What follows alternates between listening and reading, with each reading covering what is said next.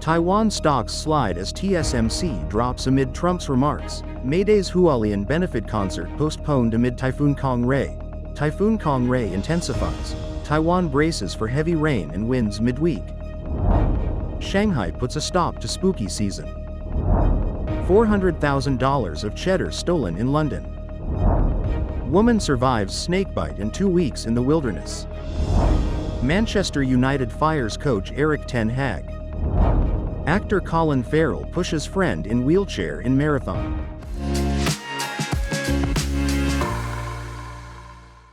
Hello, I'm Wade Lee. Thank you for joining us on Funday News.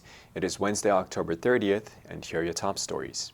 And in local news, Taiwan's stock index fell over 400 points on Tuesday morning, led by a 2% drop in TSMC after U.S. presidential candidate Donald Trump suggested Taiwan should pay for U.S. protection due to alleged loss of U.S. chip business. Foxconn, Quanta, and MediaTek also saw declines exceeding 2 to 3%. The 2024 Just Love It concert in Hualien, led by Mayday, has been postponed due to Typhoon Kong-rey. In response, the Tourism Bureau will extend its additional hotel subsidies to align with the new concert dates, supporting local tourism recovery. Typhoon Kong-rey strengthened early Tuesday, advancing towards the Ba-Si Channel and Taiwan's southeast coast. Severe weather is expected in northern and eastern Taiwan on Thursday and Friday. Taipei City will confirm closure by 8 p.m. Wednesday following coordination. And in global news, police in Shanghai were out in force over the weekend to crack down on Halloween festivities, amid concerns that revelers might once again wear costumes considered politically sensitive. Last year, large crowds gathered to celebrate Halloween around Julu Road, in the heart of China's financial capital.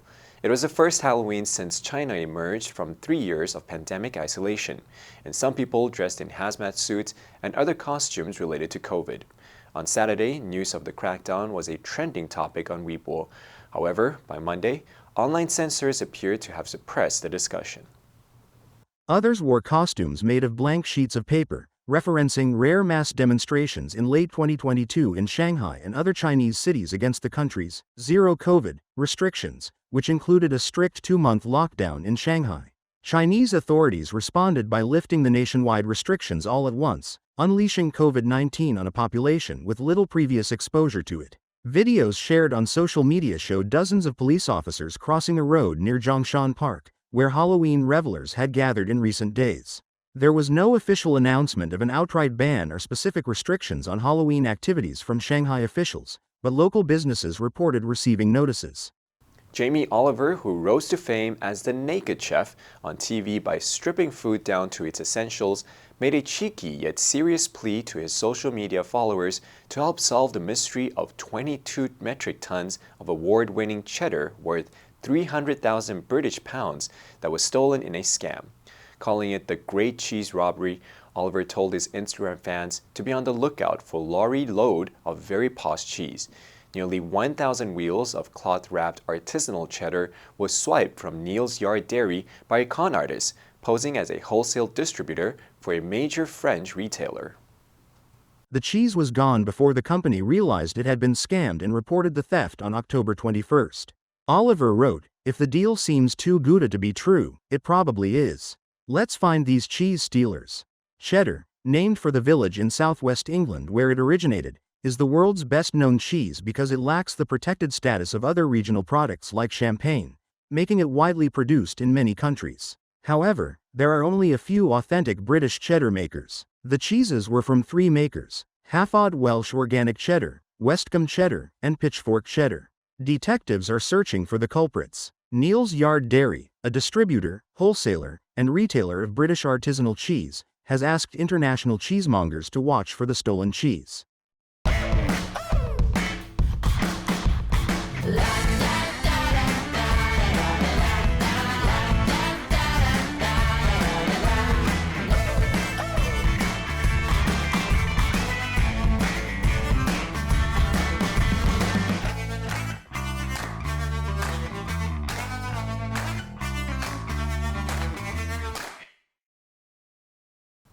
Police said a woman found in a remote Australian mountains range after being missing for almost 2 weeks was dazed and unwell, but alive after suffering a snake bite in the wilderness. Lovisa Kiki-Herberry, 48, was located just before 5 p.m. local time on Sunday in the snowy mountain regions of Kosciuszko National Park, following a large multi-agency search involving 2 helicopters and dog teams. She was last seen driving a rental car in the national park on October 15th. The search began when the car rental company informed police the vehicle had not moved in 6 days and the lease had expired. The woman was dazed and injured, and quite unwell. She reported being bitten by a copperhead snake 4 days before being found, had rolled her ankle, and was suffering from dehydration. We held grave concerns for the missing woman and are very glad she's been found safe and reasonably well. More than 30 people searched through thick scrubland daily. Temperatures in the region dropped as low as 32 degrees Fahrenheit. Police said paramedics treated Schuberg at the scene for exposure and what was believed to be a snake bite before taking her to Cooma District Hospital, where she was reported stable. The Australian Museum in Sydney noted that copperhead snakes have powerful neurotoxic venom, and a bite can be fatal without medical attention. English Premier League giant Manchester United fired coach Erik Ten Hag on Monday after 2.5 years at the helm of this storied club.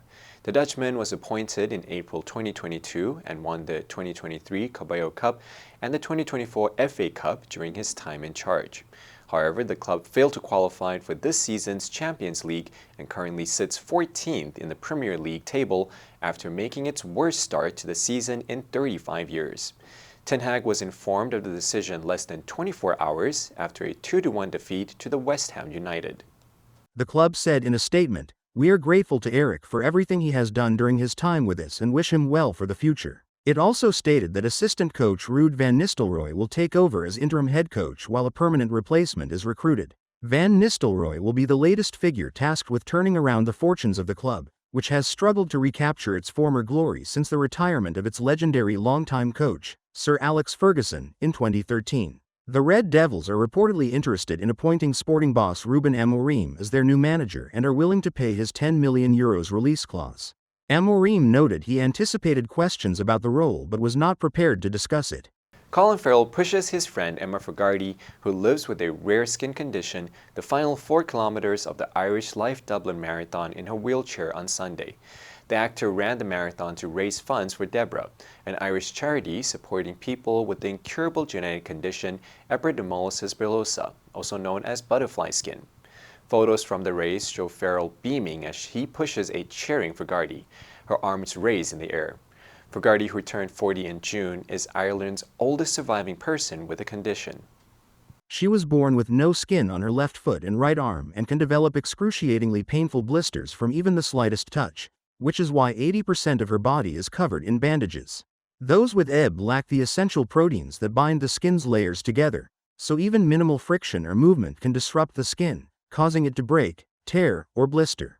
Born with the most severe form of the condition, Fogarty did not expect to reach age 40, as most individuals with her type of EB do not live past 35. She and Farrell originally hoped to raise €400,000 for Deborah but now aim to reach €1 million.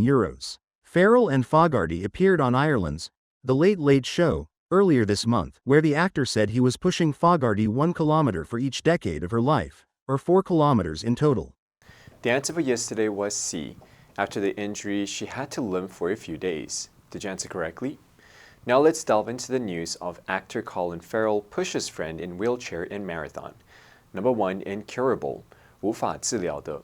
The doctor told her that her illness was incurable, so she focused on managing the symptoms. Number 2, excruciatingly, 极度痛苦的. The wait for the test results was excruciatingly long, adding to her anxiety. Number 3, minimal, 最少的. The company made only minimal changes to the product design this year. Next, we have a multiple choice question for everyone to practice. Which answer would you choose? You can write your answer in the comments section. The correct answer will be announced tomorrow. And that's it for today's Funday News. Be sure to tune into Funday News from Monday to Friday and click the link below to join Funday for free. I'm Wei Li, your host. I'll see you next time.